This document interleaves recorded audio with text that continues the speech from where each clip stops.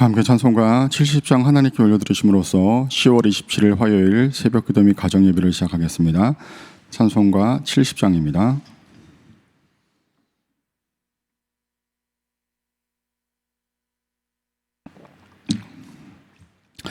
피난처 있으니 환난을 당한 자 이리 오라. 땅들이 편하고 물결이 일어나 산 위에 넘치되 두렵지 않네. 이방이 떠들고 나라들 모여서 진동하나 우리 주 목소리 한 번만 바라면 천하의 모든 것 망하겠네. 만유주 하나님 우리를 도우니 피난처요. 세상의 난리를 그치게 하시니 세상의 창검이 쓸데없네. 높으신 하나님 우리를 구하니 할렐루야. 괴로움이 심하고 환난이 극하나 피난처 되시는 주 하나님. 아멘. 이 시간 함께 보실 성경 말씀은 구약성경 예레미야 51장 41절로 53절까지의 말씀입니다. 구약성경 1138쪽에 나와 있는 예레미야 51장 41절부터 53절까지의 말씀을 우리 한 목소리로 함께 읽겠습니다. 슬프다 세상이 함락되었도다. 온 세상에 칭찬받는 성읍이 빼앗겼도다. 슬프다 바벨론이 나라들 가운데 황폐하였도다. 바다가 바벨론에 넘치며 그 노도 소리가 그 성읍들은 황폐하여 마른 땅과 사막과 사람이 살지 않는 땅이 되었으니 그리로 지나가는 사람이 없도다. 내가 배를 바벨론에서 벌어가고 그가 삼킨 것을 그의 입에서 끌어내리니 민족들이 다시는 그에게로 몰려가지 아니하겠고 바벨론 성벽은 무너졌도다. 나의 백성아 너희는 그 중에서 나와 각기 여호와의 진노를 피하라. 너희 마음을 나약하게 말며 이 땅에서 들리는 소문으로 말미암아 두려워하지 말라. 소문은 이 해에도 있겠고 저 해에도 있으리라. 그 땅에는 강포함이 있나니 다스리는 자가 다스리는 자를 서로 치리라. 그러므로 보라 날이 이르리니 내가 바벨론의 우상들을 벌할 것이라. 그 온 땅이 치욕을 당하겠고 그 죽임당한 자가 모두 그 가운데에 엎드러질 것이며 하늘과 땅과 그 안에 있는 모든 것이 바벨론으로 말미암아 기뻐 노래하리니 이는 파멸시키는 자가 북쪽에서 그에게 옴이라. 여호와의 말씀이니라.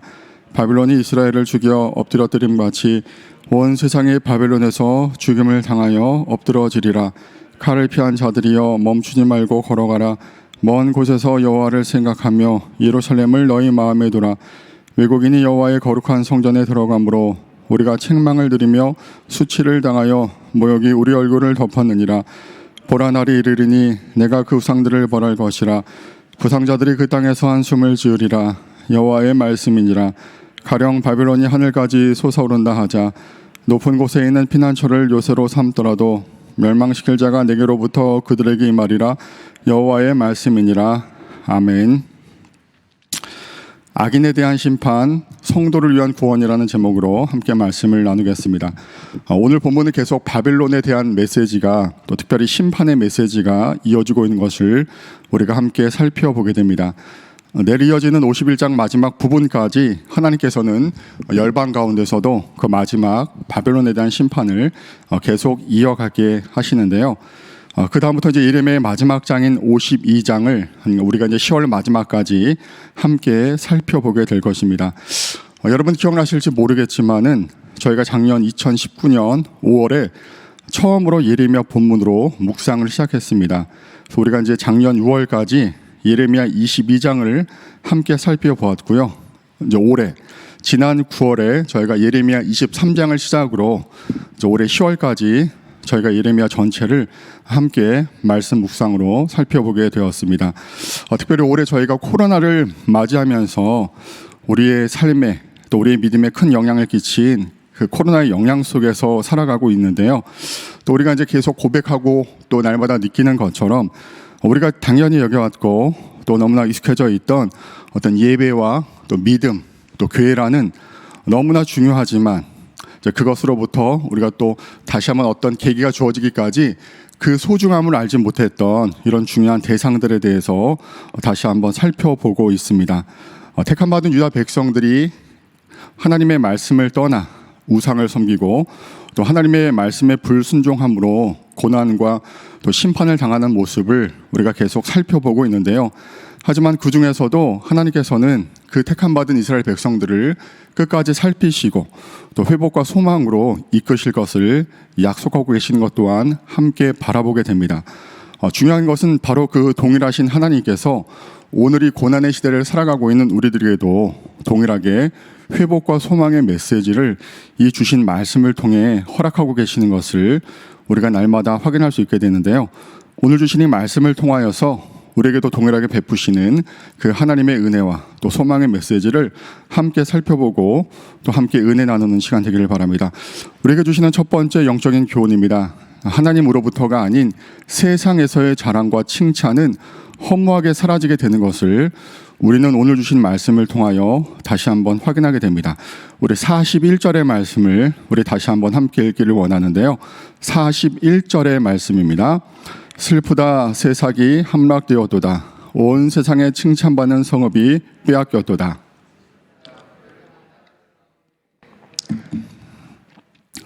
자, 본문에 나온 이 세삭이라는 단어는 바벨론을 뜻하는 단어입니다. 주석을 보니까 이 세삭은 가라앉다라는 뜻을 지니고 있는데요. 특별히 바벨론을 지칭하는 암호처럼 쓰였다고 설명하고 있습니다. 같은 본문에서도 바벨론이라는 이 단어를 사용했지만 굳이 세삭이라는 단어를 사용한 이유는 바벨론이 그 의미처럼 가라앉다라는 그 의미처럼 곧 가라앉아 멸망할 운명이라는 것을 강조하기 위하여서 풍자적으로 쓰였다는 것을 이야기하고 있습니다. 그래서 여러분 이어지는 42절에 보면은 바다가 바벨론에 넘침이요 그 노도 소리 즉 파도 소리가 바벨론 땅을 뒤엎었도다라고 되어 있는 것을 우리가 바라보게 됩니다. 자, 41절의 시작은 슬프다라고 되어 있습니다. 그런데 영어 성경과 원어 성경을 보면은 이 슬프다라는 단어, sad가 아니라 how, 어떻게라는 단어로 쓰이고 있는 것을 우리가 확인하게 됩니다. 다시 말해서 어떻게 이런 일이 일어날 수 있느냐, 어떻게 바벨론이 그렇게 쉽게 무너질 수 있느냐라고 이야기하고 있는 것이죠. 여러분 41절 중간에 보면은 이 바벨론을 가장 상징적으로 묘사한 그 표현이 있습니다. 바로 온 세상에 칭찬받는 성읍이라는 표현이죠. 다시 말해서 바벨론이 가진 화려하고 견고한 모습, 바로 그렇기 때문에 온 세상으로부터 칭찬받고 칭송받고 또 선망의 대상이 되는 그 모습이 잘 나타나 있습니다.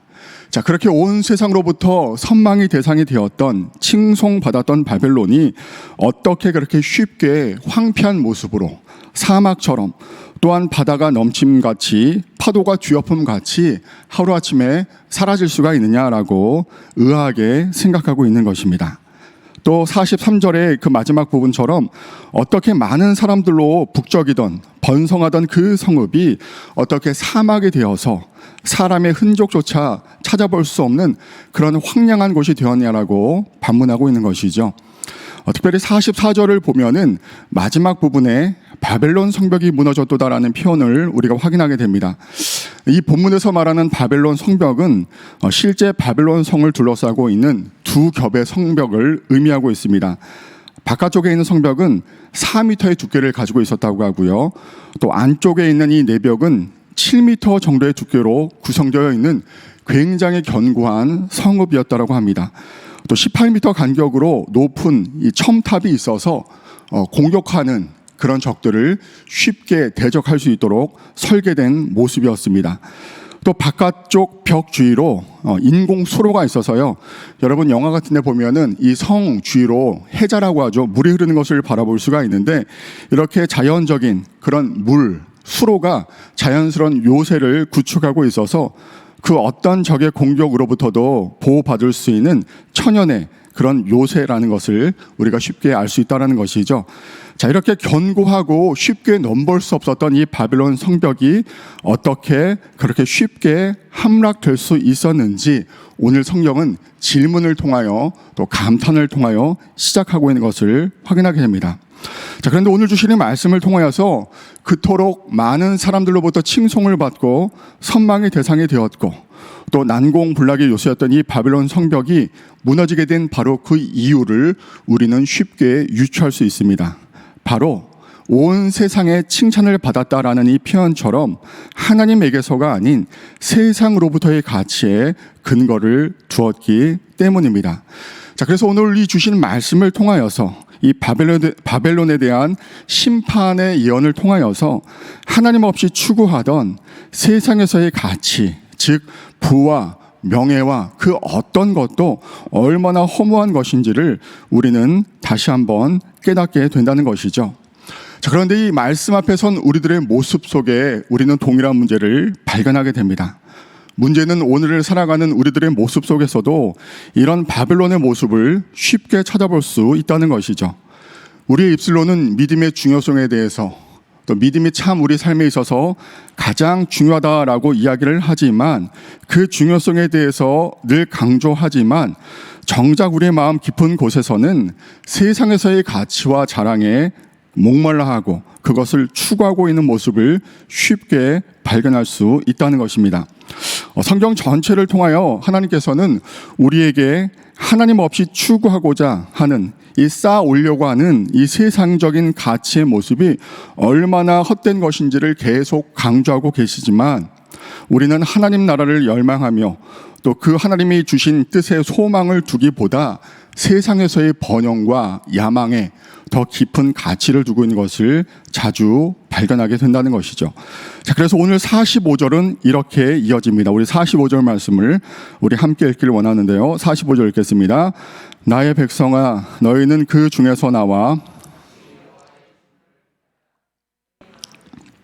하나님께서는 그렇게 바벨론에서의 그런 가치, 하나님 없이 쌓아 올리고자 하는 세상적인 자랑과 세상적인 칭찬에 목말하고 있는 우리에게 바로 이렇게 말씀하고 계시는 것이죠.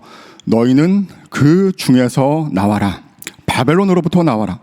너희가 거주하고 있었던 바벨론의 중심에서, 그 문화에서 자연스럽게 물들 수밖에 없는 그 영향권에서 나와라라고 말씀하고 계시는 것입니다. 세상에서의 높아짐, 세상에서의 인정받는 그 가치에 너의 마음의 중심을 두지 말고 휩쓸리지 말고 견고한 마음의 중심을 하나님께 두라라고 우리에게 다시 한번 말씀하고 계십니다. 여러분 잘 아시는 고린도후서 10장 4절 말씀은 이렇게 되어 있습니다. 우리의 싸우는 무기는 육신에 속한 것이 아니요 오직 어떠한 견고한 진도 무너뜨리는 하나님의 능력이라. 모든 이론을 무너뜨리며 하나님 아는 것을 대적하여 높아진 것을 다 무너뜨리고 모든 생각을 사로잡아 그리스도에게 복종하게 하니라는 그 말씀을 우리는 잘 기억하고 있습니다. 우리는 이 험난한 시대 속에서 또한 자꾸만 하나님을 떠나 하나님 없이 하나님보다 더 세상적인 가치를 추구하는 우리의 모습을 날마다 이 말씀과 기도를 통하여 분별하면서 하나님의 능력을 의지하여 또 하나님 주시는 그 은혜를 힘입어 우리의 그런 헛된 욕망들, 하나님보다 높아지려고 하는 그런 우리의 우상들을 다 무너뜨리고 우리의 생각과 뜻이 오직 주님께로 향하며 또 그 하나님의 뜻에 복종할 수 있도록 날마다 힘써야 함을 우리는 주신 말씀을 통해 다시 한번 발견하게 됩니다. 자, 두 번째 영적인 교훈입니다. 어떠한 순간에도 우리는 하나님을 우리의 중심에 모이고 허락하신 이 믿음의 여정을 올곧게 걸어가야 함을 주신 말씀을 통하여 확인하게 됩니다. 우리 50절 말씀을 우리 함께 읽겠습니다. 50절입니다. 칼을 피한 자들이여 멈추지 말고 걸어가라. 먼 곳에서 여호와를 생각하며 예루살렘을 너희 마음에 두라. 하나님께서는 예레미야를 통하여서 유다 백성에게 이렇게 이제 명령하고 계시죠. 자, 어서 빨리 멸망의 운명 아래에 있는 바벨론을 떠나고 또 바벨론의 우상을 의지하지 말고 오직 하나님을 너희 마음에 두고 그 하나님을 생각하고 의지하라. 또 하나님의 심판으로 지금 잠깐 멸망을 당한 예루살렘, 하나님의 영광이 떠난 이 예루살렘을 하나님께서 다시금 회복시키시고 또 하나님의 임재 가운데 영광스러운 모습으로 변모할 그 예루살렘을 기대하며 또 하나님의 임재를 바라보며 하나님께 나아가라라고 말씀하고 계시죠. 자, 지금까지 바벨론의 영광, 세상의 자랑과 높아짐의 가치를 두었다면 이제는 너희 마음 중심으로부터 하나님만을 구하고 의지하고 또 그 하나님의 임재를 구하며 너희 믿음의 여정을 계속 이어가라라고 말씀하고 계십니다. 자, 그런데 51절 말씀은 이런 예레미야의 메시지를 들은 유다 백성들의 반응이 나오고 있는데요. 우리 51절 말씀을 우리 함께 읽기를 원합니다. 51절입니다. 우리가 책망을 들이며 수치를 당하여 모욕이 우리 얼굴을 덮었느니라. 자, 너희는 항상 여호와를 생각하고 너희 마음에 여호와의 그 중심에 여호와를 두고 하나님을 구하라라는 이 메시지를 들은 유다 백성들의 그 반응이 나타나 있는데요. 우리가 이렇게 하나님으로부터 책망을 들음으로 수치를 당했고 또 모욕이 우리의 얼굴을 덮었고 또 우리가 그 때문에 부끄러워 얼굴을 들 수 없고 특별히 나라가 망할 때 여호와의 그런 거룩한 성전에 이방인들이 들어가 하나님의 영광을 회파했다. 그곳을 그들이 집 밟았음에도 그것을 우리가 막지 못했다라는 것을 자책하고 있습니다.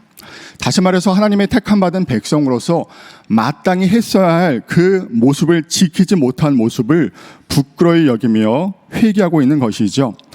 자, 말씀을 들은 그들은 그 말씀 앞에 자신들의 허물을 기억하며 부끄러워했습니다. 얼굴을 들지 못했습니다. 하나님의 영광이 바로 자신들 때문에 가려진 것을 보고 수치와 탄식하는 마음을 가졌다는 것이죠. 특별히 말씀을 묵상하는 가운데 이런 생각이 들었습니다. 자, 우리가 많은 말씀을 들을 때마다 또 기도를 할 때마다 우리가 특별히 처한 이 코로나라는 상황을 강조하면서 우리가 힘써 이 코로나가 속히 지나가고 또 모든 생활이 안정되기를 하나님께 구하고 있습니다. 너무나 마땅한 모습이고 또 우리가 날마다 마음을 함께하여 이 모습을 위해서 기도해야 할 것입니다. 자, 하지만 우리가 그렇게 말씀과 기도 앞에 나아갈 때 이 말씀을 들은 이 유다 백성들의 반응처럼 우리의 모습을 통해 자복하면서 우리가 마땅히 하나님의 말씀대로 살지 못했기 때문에 어떻게 보면 이런 일이 일어난 것은 아닌가라고 혹시 우리가 회개하는 모습이 우리에게 있는지를 한번 살펴볼 수 있었다라는 것이죠. 특별히 교회가 손가락질 당하고 어려움에 처해 있는 이 현실 속에서 우리가 얼마나 눈물로 주님 앞에 나아가고 있는지를 우리가 얼마나 분별하고 있는지를 생각할 수 있었습니다. 여러분 잘 아시는 고린도후서 6장 16절 말씀을 보면 이런 말씀이 있습니다. 하나님의 성전과 우상이 어찌 일치가 되리요? 우리는 살아계신 하나님의 성전이라. 이와 같이 하나님께서 이르시되 내가 그들 가운데 거하며 두루 행하여 나는 그들의 하나님이 되고 그들은 나의 백성이 되리라라는 이 말씀처럼 우리는 너무나 쉽게 우리 한 사람 한 사람이 하나님의 영광이 하나님의 임재가 거하는 하나님의 성령이 거하는 하나님의 성전입니다. 우리 한 사람 한 사람이 하나님의 교회입니다 라는 말을 쉽게 하곤 하지만 이 현실 앞에서 우리가 얼마나 하나님의 세워진 성전으로서의 모습을 지키고 또 우리의 마음속에 하나님 아닌 그런 다른 가치들로 점령되어 있는 또 훼손되고 있는 우리의 모습을 심각하게 여기고 있는지를 살펴봐야 한다는 것이죠. 눈에 보이는 가시적인 교회뿐만이 아니라 이런 하나님의 임재가 들어있는 한 사람 한 사람 성전으로서의 우리의 모습을 우리가 날마다 주님 앞에 통회 자복하며 온전하고 거룩하게 세워질 수 있도록 특별히 코로나 위기를 겪고 있는 이 시기에 더욱더 우리의 교회됨을, 우리 한 사람 한 사람의 모습을 지켜나가야 함을 이 말씀을 통해 확인할 수 있다는 것이죠. 말씀을 정리하겠습니다. 세상에서의 자랑과 높아짐이 아닌 하나님의 뜻을 구하며 날마다 우리의 삶을 통해 하나님의 나라를 구하는 저와 여러분들 되시기를 원하고, 오늘도 믿음의 길을 걸어가는 우리의 모습 속에 우리 한 사람 한 사람이 하나님의 거룩한 성전임을 잊지 말고 말씀과 기도를 통하여 정결하고 거룩한 모습으로 주님 앞에 나아가는, 통회와 자복함을 통하여 눈물로 나아갈 수 있는 저와 여러분들 되시기를 주님의 이름으로 간절히 소망합니다. 기도하겠습니다.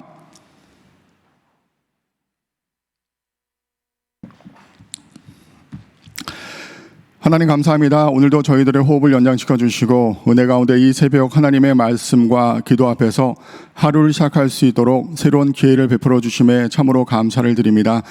특별히 새벽을 통하여서 이 예레미야 말씀을 묵상하는 가운데 하나님의 음성 듣기를 원하며, 이 말씀이 수천 년 전에 우리와 관계없는 유다 백성들을 향한 하나님의 말씀이 아니라 오늘 이 시대를 살아가고 있는 우리 한 사람 한 사람에게, 우리 가정에게, 우리 교회에게, 우리 나라와 민족에게 주시는 하나님의 말씀임을 믿고 그 말씀을 통하여 하나님의 뜻을 분별하며 주신 말씀을 실천해 나아갈 수 있는 우리 모두가 될 수 있도록 은혜를 허락하여 주시옵소서. 특별히 예레미야 말씀을 묵상하는 가운데 예레미야가 흘렸던 눈물을 기억하며 나아가기를 원합니다. 나라가 처한 현실을 통하여서 또 하나님의 택함 받은 백성들이 하나님의 말씀에 불순종함으로 받는 그들의 안타까운 모습을 애통해했던 그 예레미야의 눈물이 우리의 눈물이 될 수 있도록 은혜를 베풀어 주셔서 우리 자신을 위하여, 우리 자녀와 다음 세대를 위하여, 우리의 가정을 위하여, 우리의 교회를 위하여, 우리 나라와 민족을 위하여 날마다 눈물로 나아갈 수 있는 애통하며 통회하는 심령을 가질 수 있는 우리 모두가 될 수 있도록 은혜를 허락하여 주시옵소서. 그 눈물을 통하여 우리 마음속에 있는 세상에서 높아지는 그런 모든 헛된 야망과 탐욕과 우리 자아의 우상이 다 씻겨나갈 수 있도록 인도하여 주시고, 오직 생수의 근원 되신 예수 그리스도를 더욱더 깊이 신뢰하며 또 인정하며 우리의 구주로 온전히 모실 수 있는 우리의 심령 될 수 있도록, 우리의 믿음의 모습 될 수 있도록 은혜로 함께하여 주시옵소서.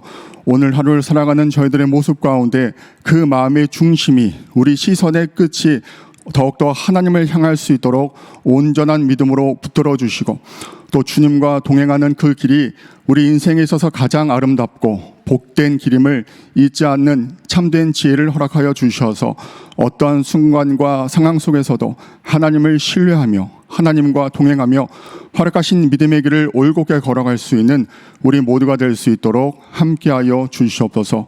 모든 것 주님 앞에 겸손히 의탁드리오며 우리를 구원하신 예수님의 이름으로 기도를 드립니다. 아멘. 하늘에 계신 우리 아버지, 아버지의 이름을 거룩하게 하시며 아버지의 나라가 오게 하시며 아버지의 뜻이 하늘에서와 같이 땅에서도 이루어지게 하소서. 오늘 우리에게 일용할 양식을 주시고 우리가 우리에게 잘못한 사람을 용서하여 준 것 같이 우리를 시험에 빠지지 않게 하시고 악에서 구하소서. 나라와 권능과 영광이 영원히 아버지의 것입니다. 아멘.